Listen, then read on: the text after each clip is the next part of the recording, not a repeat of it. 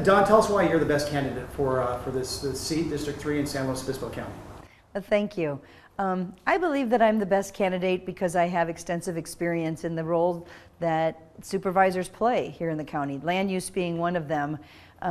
I also feel that the visions that I have and the work that I'm doing right now is very much aligned with the values of District 3. You know, it's a wide range of things that we get to do as supervisors, but it really takes into digging into the details and bringing people together. That is really what only way things get done. This is a we job, not an I job, and so you really want to have somebody that has the relationships, has the desire to see positive outcomes and results within a short-term frame of time, and also just making sure that you're listening to all the people in District 3, which is what I've been doing. In terms of your campaign, everyone has those key platforms, those main points, bullet points, so to speak. What's your campaign looking like? Well, my campaign is, you know, my motto is get a leg up. And really what that's about is helping people. So whether it's the small businesses in our area or the families, seniors, you know, I'm interested in helping people get a leg up and find some assistance. These are some challenging times that we have right now. So for me, the things that I see is most important and where I'm having impact and working on is water security, housing and homelessness, and then just general open space and quality of life issues. That means public safety as well. Yeah, that leads perfectly to my next question. The issues, there's a lot of them certainly facing yes. The county and the board.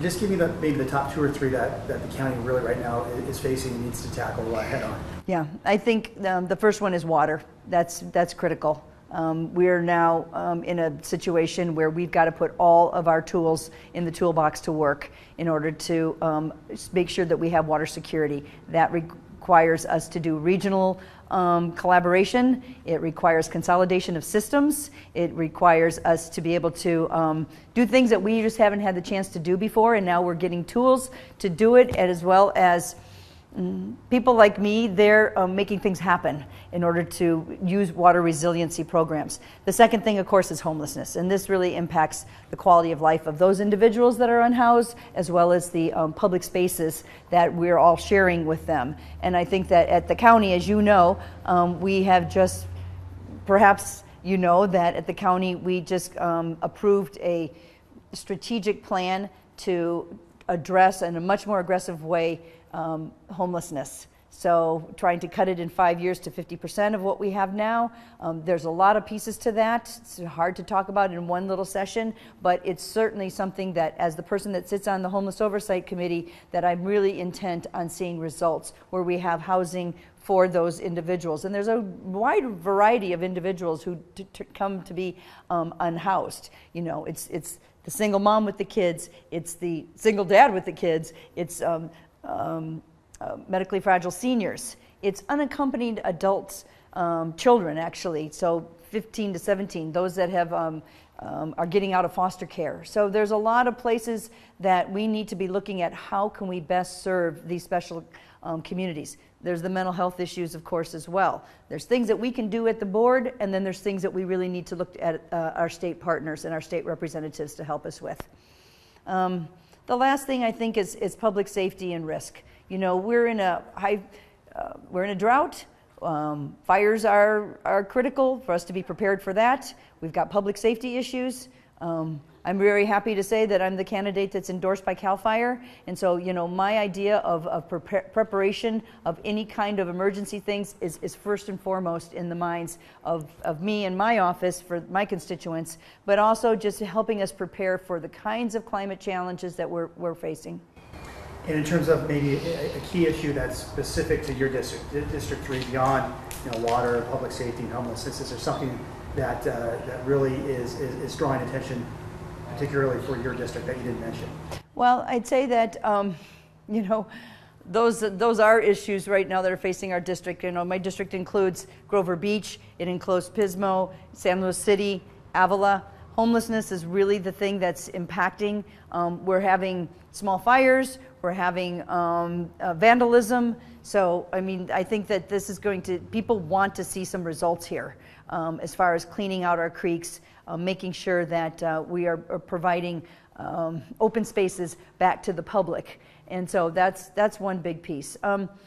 District 3 also is about water. And so, you know, the San Luis Valley groundwater basin is in my district.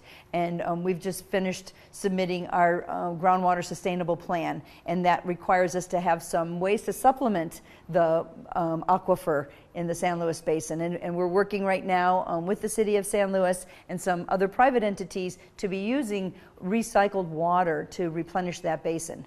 So those are some ideas and some thoughts about some of the things that are really impacting our area. We also have, you know, the ability to do some really fun stuff. You know, we've cleaned up Cave Landing, things so people can get to the beach. We're going to be repaving that that parking lot, and doing some safety measures out there. So it's all about how can we improve the quality of life of the District 3 resident. And here's something that gained a lot of attention over the last several months: redistricting. These districts look a little bit different now than they did prior to previous elections. You were on the board, you know, so you had a front row seat. What is your thoughts on the redistricting of the county? I think it's a great disservice that's been done to the citizens of this county.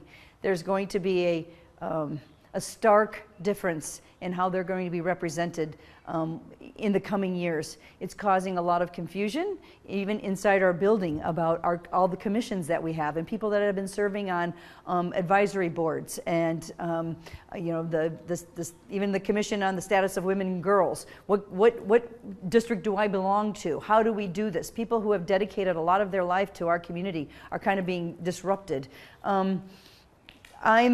I'm very disappointed in what's happened with the patent map. I think that it has created just a situation that just doesn't represent the citizens of this county, or again, their values well at all.